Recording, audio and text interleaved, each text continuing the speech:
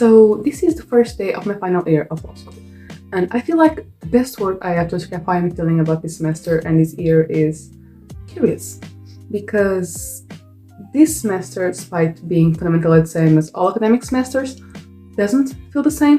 For starters, because I am in a different situation about friend groups and friendships compared to what I had in the last 4 years of my academic life in university, and also because my mindset has changed a lot in the last couple of 3, 4, 5 months, and that is really changing the perspective I have about this academic year.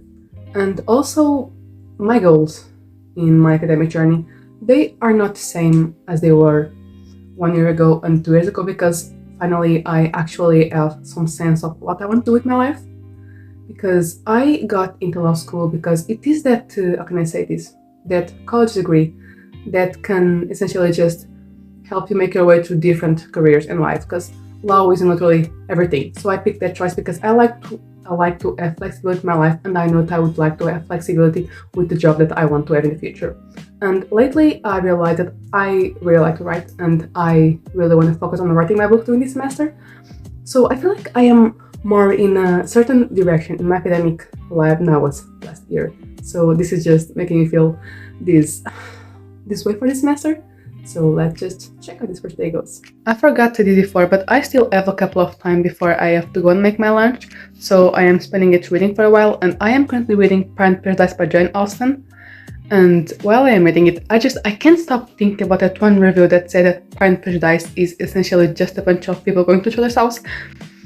And not gonna lie, that's making me giggle a little bit while I'm reading it, because they are technically right, but I swear there is a reason for that. There is a good plot of the story.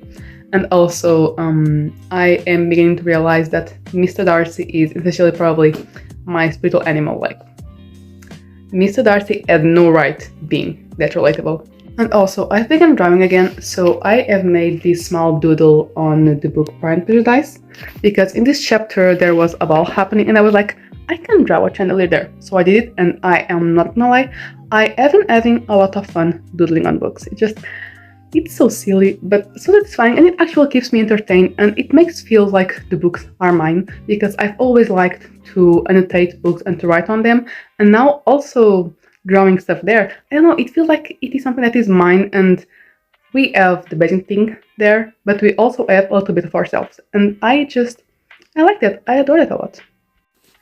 I also am liking a lot the dynamic between Mr. Bingley and Mr. Darcy, because it reminds me a lot of the sun and moon dynamic, and that reminds me a lot of me and my best friend. So I don't know, this is making reading this so fun and entertaining to me, because even though I am reading it for the romance, because I haven't feeling like reading romance lately, having the dynamics between characters, I don't know, just makes reading so much more entertaining. And I actually like that, because even though I like to just focus on romance, I like to understand how the dynamic between other people are happening in the books.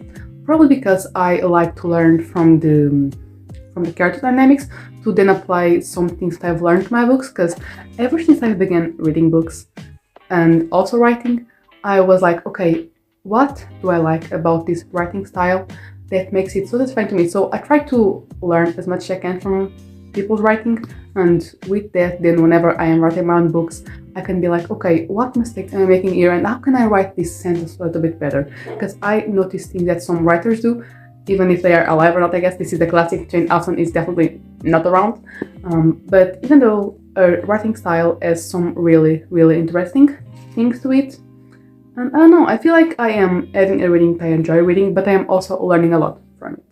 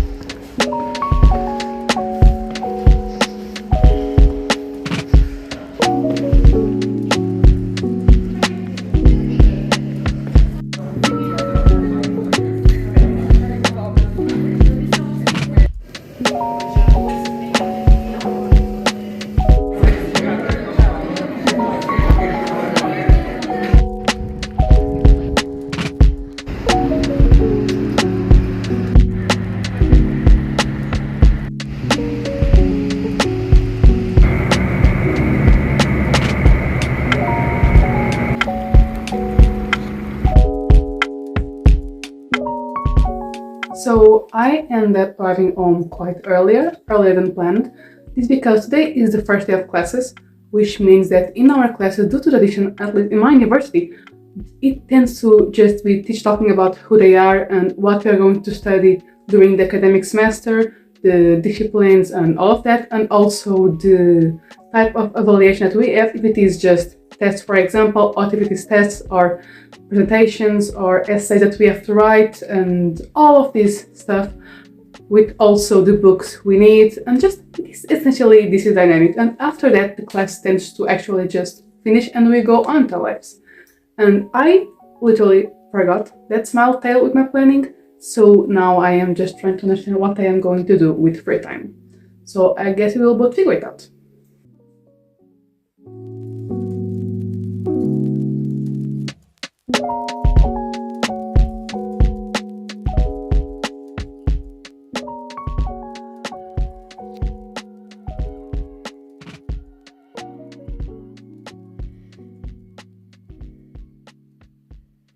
This was my first day of classes of this new academic semester in university.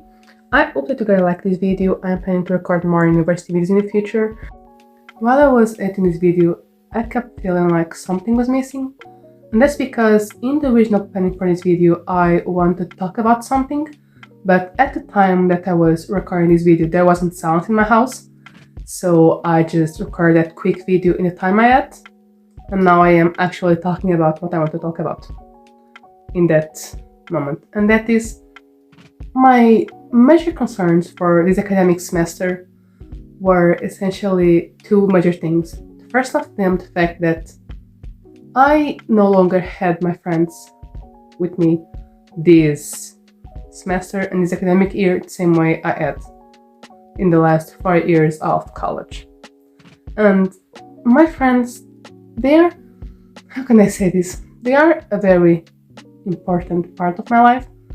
They are my chosen family, the family I've chosen for myself, because growing up I was, how can I say this in a way that makes sense? I was not necessarily lonely. I never felt lonely that much, but I was alone most of the time because most of the people around me at the time I didn't really relate to them, so I was not gonna force myself to be something I am not, and I was not gonna force others to just, deal with who I am, I guess. So I started to think, okay, I am with people that have nothing to do with me, and I not necessarily want to be friends with them, and then know that even if I try for myself with, we are not gonna be good friends because I'm not going to be genuine in this friendship. So I decided, okay, I am me, and I know I am not the only person in the world like me. And by this I mean in the sense of ideals, politics, things we value, essentially general personality traits that that are more comfortable with other people than with others. I was like, I am not a person like this, so I know that in the future I will find people that are also like me. So the years passed by, and in college I met some of the most important people to me. And even though I have this group, I also have like friends from when I was like 5 years old and 10 that also stick with me during these years. So it is kind of nice how things have evolved, for being honest. And my friends, especially the ones I have met in college, they are so important to me. I don't think I am able to put in words how important they are, and how happy I felt every single day that I had the chance and the blessing of go to classes, and they were there. So this semester I am walking into the same classes with the same teachers, but even though everything is in the exact same place, I still feel like something is missing, and they are what I feel like is missing there. But I am putting in the effort to still be in touch with them and talk with them, because I have this issue that I am trying so hard to fix, but I don't know why my brain just doesn't want to. And that is, even though I try to talk with people online and be active with replying to messages and talking with them, I don't know why, but I always take too long to reply to messages, because I don't know, that type of social interaction to me is just hard, because I like to be talking with someone in person and interacting with them and just talking like face to face, actually having a conversation. And I feel like whenever I'm talking with people through messages or to a call, that part of human interaction that is so important is missing. And I don't know, I miss that.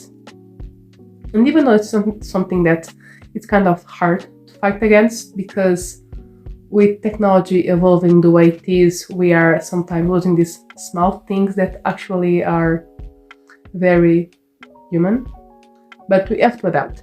But regardless of that, I feel like that's something that I am going to get used to, that I will have to sort of, how can I say this?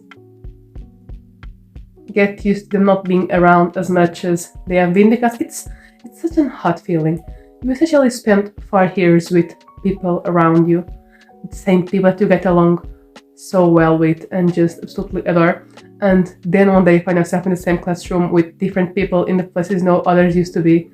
And I don't know, it feels so weird, but I also know that this is highly important for my personal growth as a person, which is something that I like to focus on too, and I am going to consider this event as sort of a chance, okay? An opportunity to get used to those types of situations.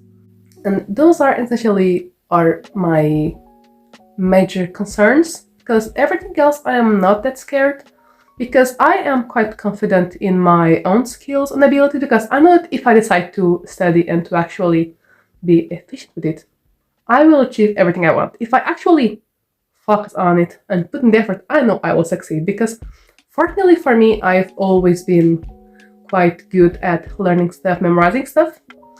But anyways, this is what I wanted to say, so now back to the video. Don't forget to like and subscribe, until next video.